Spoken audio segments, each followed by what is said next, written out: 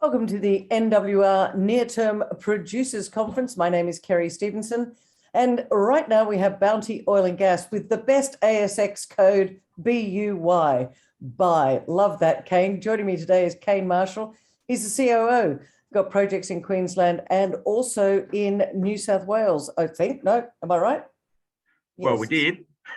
Yes. we've got one in Carnarvon Basin, one in New South Wales, which is in limbo, and then the Queensland projects. Lots to talk about today, Kane. Yep. I'm going to leave it across to you and we'll get questions from the audience at the end of the presentation. Thanks, Kane. Thanks, Kerry.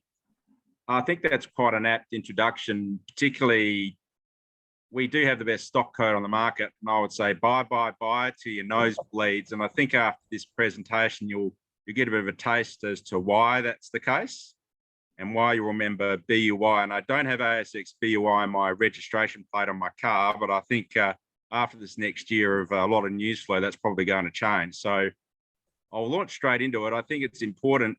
We'll just go through the disclaimer so everyone sees that. Just a general corporate overview of the company. The company's been listed for a number of years, probably well over 15 years now, and we're going through a rapid growth phase in lieu of the commodity bull market tear, I suppose, and still buoyant equity markets, cheap credit, and abundance of equity capital now flowing into this sector. Capital structure, we have 1.3 billion on issue, but really the float on the stock's probably more like 20%. It's still tightly held, and even though we probably had 15 to 20% of the capital structure change hands in the last week, we could see that the stock's forming a new sort of accumulation base and basically ready to break out on news. And it's no real secret to that, really. We've got cash. We've got a cheap enterprise value of about 13 million, which is particularly low compared to, you could say, peers. But peers is an interesting topic because I don't think there are too many companies in this space that are rapidly expanding its production plans and has plans for drilling material high impact targets offshore with people that have got a track record of success. So that sort of sets the tone for leading into what our plans are. They're really simple. We have near-term production opportunities. We're a company that has production from a Naccowlah asset. Santos is the operator, and there'll be some further drilling which I'll talk to in a moment. We have a major exploration project which is located in shallow water Carnarvon Basin, and we're maturing plans to drill potentially up to 3 targets later this year. And then the development portfolio, we're looking to organically fund that, bring on some near-term production and potentially double or triple our production revenue, which at the moment is about $200,000 to $300,000 in receipts a month due to the stronger US dollar against the Aussie and the higher oil price. So this sort of signposts where we are, and I think nobody today would be discussing this, and it's forgotten in the minds of people. We are still well and truly encapsulated by oil and gas, particularly not only for energy, as you can see in the bottom left there. Renewables have got a long way to go, although we've had a decline in coal for energy use. It is no secret what is happening on the East Coast with gas prices. The manufacturing industrial sector is struggling to find cheap sources of energy, be it fertilizer or other industrials. And the mining industry, we've had plenty of people on today talking about their various strategic metal projects, but you have to get this stuff out of the ground, and it's not going to be done with mirrors and fans, and it's not going to be done with electric trucks. The demand for oil and gas is ever increasing, and right now in the world, we have a supply deficit due to a major lack of investment in the sector for many years. And as we can see, we're now in a Ukraine crisis. Russia's a third of the world oil supply, and in terms of overall reserves, it's probably the highest. So we're going to see national oil companies and that cartel now really start to dominate world share of supply of crude oil and distillates to the market. And, we can see the picture in Australia. We've had declining liquids production over a number of years now, and that's reflected in exploration and appraisal, which really has been following that trend. As you can see there, we've had a serious lack of investment in exploration and appraisal, no real new supply, be it onshore or offshore. Oil prices have surged to over $100, be it WTI, Brent, or TAPS, and renewed fears that Western economies will want OPEC and other national oil companies to try and fill that void. And I think that is a tall task when a lot of these major elephant oil fields are effectively being declined for a significant period of time. No new real discoveries, no real new supply to meet that spare capacity, and global demand for oil is just still increasing, and we're seeing hedge funds still positioned net long in this commodity space. And with the sovereign risk issues, conflict, what we're seeing in Europe and its reliance on Russian gas, Australia, unfortunately, due to either the lack of foresight or the fact that it's not a real electoral issue, potentially being exposed as having no real security and supply of both fuel inventory for conflict and cheap, affordable energy to promote our manufacturing industry, which I think is got to be looked at in the face of inflation and recession, and how we can mitigate those sorts of measures in the economy to make sure we've got sustainable economic growth in Australia. So it's an interesting period in Australia, energy security and politics. And I think that is really an opportunity for the juniors to come and shine. And I think that's why we've sort of been on a period of very, very rapid growth plans over the last 6 to 12 months, sort of seeing this perfect storm as it's currently forming. With that backdrop, the other thing I don't think people are discussing is the fact that distillate and, gasoline and distillate or diesel inventories are really at a record low since 2008.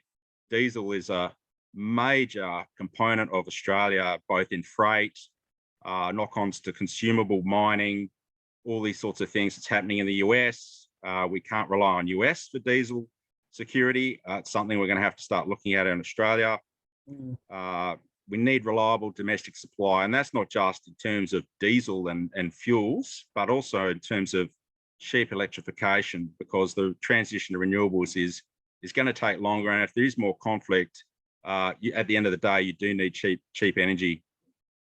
Some of these things have been discussed. Some of you would have seen the Treasurer of Frydenberg yesterday talk about short-term measures on excise on fuel, but really these are, I wouldn't even call them band-aid issues. We need to deal with the supply crisis. We need to deal with households. We need to deal with consumption, Bowser prices, all the things that affect the ordinary mum and dad. And with all those things in mind, I think Bounty, I'll say again, buy, is really perfectly placed as a junior under a market cap of 30 million. There aren't any real peers that are focused on domestic exploration, development, and production with material positions in the Surat and Carnarvon Basins. And I would say that we're rapidly looking at joint venturing up on new venture opportunities with those companies that have been able to try and survive this pretty deplorable period of underinvestment and unloved sector. And I think you're going to see a lot of market darlings coming out in the next 12 months. We've already seen Melbana have a major discovery in Cuba. We're seeing investment started to come into the space. Norwest Energy have a major strike out of the Permian King Ear in the Perth Basin. There's all these things now. People have made money. They're looking for the next thing, and they're going to look at who's driving the ship. And fortunately for us, we've got people with track record experience, and we've got to incubate all of these opportunities when the time is right. On production, interim financials sort of reflected high commodity prices and the US dollar, as I said, nearly 1.6 million. We expect those receipts to materially increase to 30 June and beyond as we've actually approved an infill development well at Karoo. It's a near-field exploration well with Santos that's also been approved in this year's budget. Last year we had 7 successful wells, 5 of which are now online. That's basically forming the cornerstone of building slow, building up production, looking after your capital structure, being capital disciplined, all the things that US shale companies have not done. They've funded things with debt. And now all that shale drilling is coming to a standstill. Shareholders want to see a rate of return, no more cheap debt. The swing production out of the US is not going to be able to make the void. So we've got all these cascading factors, which we've sat and watched and learnt from now, is why we think it's our time to learn from those things and also tie them with some of the macroeconomic and geopolitical matters that I've raised today. Just continuing on the production, so that's the South Karoo development well. Should be second half of this year. We've got a material inventory of other targets still to be drilled out in the Naccowlah block. I could see many more years of production. Santos has, I think done a terrific job with this asset. We're in a joint venture. We're still looking at a number of other opportunities. I don't think they're positioned I think they're there to stay in the Surat and Cooper Basins for many years to come, now that we've got the current sort of commodity price backdrop that we have. How does sorry, Kane, to interrupt you, but how does that work with Santos being the operator? How does it work in terms of, as shareholders, we look at it and go, all right, well, is it a 50-50 when it comes to the revenue share, or how does that work? Well, we got Bridgeport in there with 2%. We have 2%, and Santos and affiliates have got the balance. Or Beecher, I think Beecher in there. Yeah, Beecher in there as well. So we're sort of familiar that Beach has had its own problems, with 7 Group Holdings and where they want to take the company. Carries under a significant amount of pressure on the fossil fuel activists. Yeah. Sort of seems to me that, where we are oil price now, I think Beach is really sort of looking to increase its production base as well to sort of stem the flow of the reserves right down they had on the western flank last year, which saw the stock cool off significantly. So I think that all the participants are aligned to unlock value here. Even though we don't have a high equity position, 2%, we're still making the equivalent of 50 barrels a day, and then from there, we're obviously looking to, as a participant, support other opportunities that will increase production, which will complement some of the other development opportunities in our portfolio, which we actually own almost 100%. So I think that probably is an asset that's served the company very well over the last 10 years. It's enabled us to survive the downturns, and now we're going to see, the macroeconomic conditions, and a very competent operator and aligned joint venture see some more value out of that asset. So the development, that's one's the production, two's the development opportunities. So we have a land print, Alton and Downlands. Alton, these are ex-Mosaic assets we've incubated for quite some time. Alton itself has, in the field, it's got some remaining, I would say, contingent resource at the moment, until such time as we've, signed an offtake agreement, probably with the Inland Oil Refinery, and we've got some plans to bring the field back online. Some other sort of low-hanging fruit, appraisal, exploration upside there. So plenty of room to grow. We're waiting for the perfect time, or better, more opportunistic time, to bring near-term production online. And these opportunities are things that we're certainly aggressively looking to pursue in the second half of this year, with a view of actually increasing our revenue, not just to cover the corporate overheads, but to then redeploy organically into the other assets, grow out the asset base, again, slowly, being capital disciplined, all the things that I think we've seen a lot of the mistakes of juniors in the past try to fill the void of mid-caps. We've seen the major resource companies in the US, we've seen all those mistakes. So there's lessons learned to be learned there. And I think there's some lessons to be learned in terms of, adhering to some discipline on the benefit of our shareholders. Out of the portfolio, Alton, we see 2 areas on the field, on the flanks of the field, that are potentially unswept. First phase, we're potentially looking at upgrading some of the infrastructure, bringing on a couple of the wells as a first phase of production. And then there's some other things we're looking at doing there to potentially boost production. That might be some water injection to maintain reservoir pressure in the field, so maintain higher rates in the field. We expect this field, when we reignite the field, I suppose, to come on about 100 barrels per day, having the fact that it's been shut in for a number of years. So it's not a complex thing for us to do to bring the field back online, but I think with the revenue, put it back into the asset, grow out the asset, maximize recovery of the field, discipline with asset management, discipline with capital, and then they'll enable us to step out and redeploy that capital in some of the other low-hanging fruit, Alton appraisal opportunities, Alton South, things like that. This is an appraisal target. So this is what we think is potentially up dip and hasn't been accessed before. So again, we might drill, organically may step out, drill a well, appraise the rest of the accumulation. So the Alton field unswept oil and the appraisal opportunity here are not immaterial numbers. We're talking, potentially up to 300,000 or 400,000 barrels of oil to Bounty. And, when you consider that, that's potentially 300-400 barrels a day, and our current production's at 50 barrels a day, it's not going to take much of this stock to re-rate to the upside, and sort of look at more of those retail superannuation and small insto investors who are already sort of starting to creep on the register. So this message is sort of a new message, I guess. We've been talking a lot about service, and now we're talking about the other things that we're planning to do that will complement the blue sky exploration component. So, Kane, just to be clear, the Alton oil field, you're only just getting started. Is that what you're saying? That there's plenty more to go here?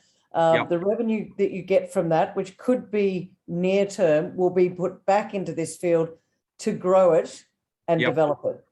That's right. I think that's the key thing, is that we have to bring these online. We have to reinvest that capital back into the asset, which then generates even more capital. And I think you've got to be just cognizant of that. We're a low-cost operator, we're a small company, so we need to take advantage of that. So bring a couple of wells online, 150 barrels a day. Okay, let's upgrade the infrastructure. Let's see if we get the production levels up a little bit higher. Oil prices only going one way. We get a bit more revenue. We put another well in there. We double production. Then from there, we then step out. Some of the other things, like we'll talk about, like Downlands, for example, or other acquisitions in the area to create a sort of hub production out of this particular area.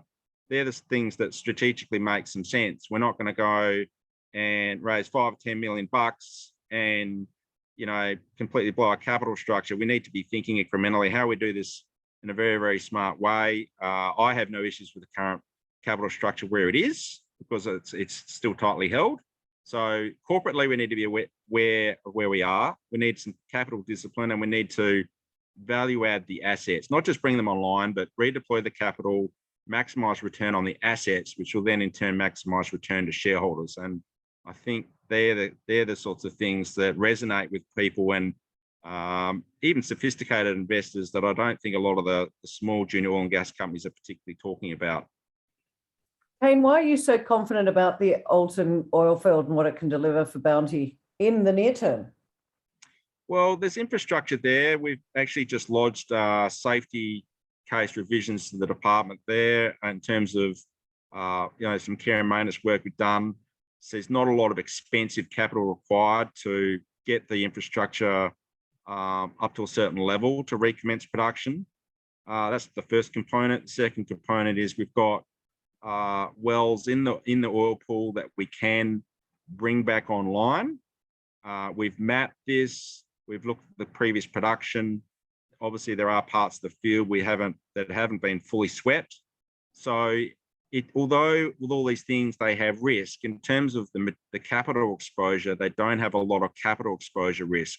We're still going to be making revenue out of the ground. It's just what the low side and the high side looks like in that respect. So, I think that what we've done in terms of holding our current production, we put more capital into this, they all make sense. We're not going to go and spend $5 million here and get some train wreck outcome. So it's the field's produced historically. All these things have been accumulated over the last 10 years, or even the downturn when no one was even interested in oil. And I think you're going to see a few more of these sorts of things start to recommence in production from some of the juniors who have been able to think about these things for when the time is going to, well, we're here now, right? So it's been a long time between drinks, and now's the time to capitalize on those opportunities. So it's not just about Alton. I think you've got to look at other things like Downlands and diversify that portfolio risk of the assets, which makes it easier for investors to buy into the story because they see you being smart about diversifying your asset risk. Because as an investor, they want to diversify their investor risk. So all those, So I think that's just it's common sense, and that's the way we're not trying to get carried away with things. I think we've just got to step through it systematically and get that story out to the market that this is the plan, this is what we're doing, and we have major exploration upside in here as well. It's not just we're generating this amount of cash and it's a low risk investment. It's a lower risk investment, but it has material high impact upside, which makes it significant leverage in relation to its peers. Thanks, Kane. No problem.